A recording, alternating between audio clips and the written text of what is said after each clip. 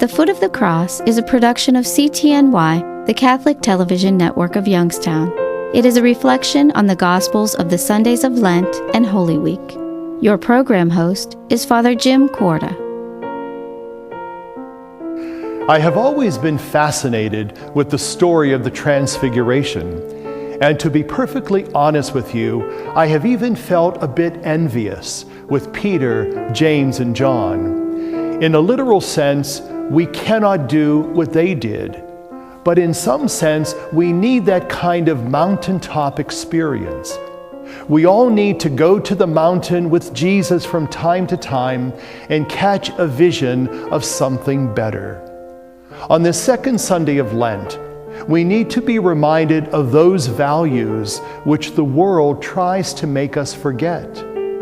Day after day, we live and move and have our being in the midst of a secular world, a world that goes directly contrary to our beliefs and values. The tendency is to put first things last and last things first. We need to be reminded of the things that Christ stands for and that the world makes us forget. We also need that kind of experience to enable us to regain our sense of direction. Who among us does not need that from time to time? How easy it is to get off track. Let's face it, we all get down at times, and there are those days that we need to focus and get set right again with Jesus. We also need that transfiguring experience to change the wrongness in our lives.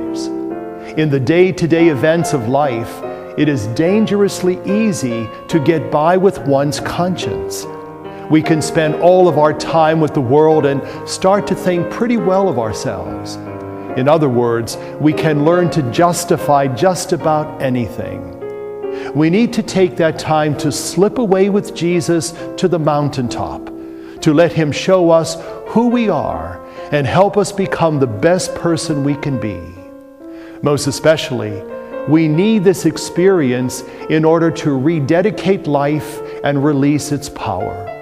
Every now and then we need to take stock of our life and our present situations and see where we have been and where we are going. The Lord can give us the power to rededicate our life to His.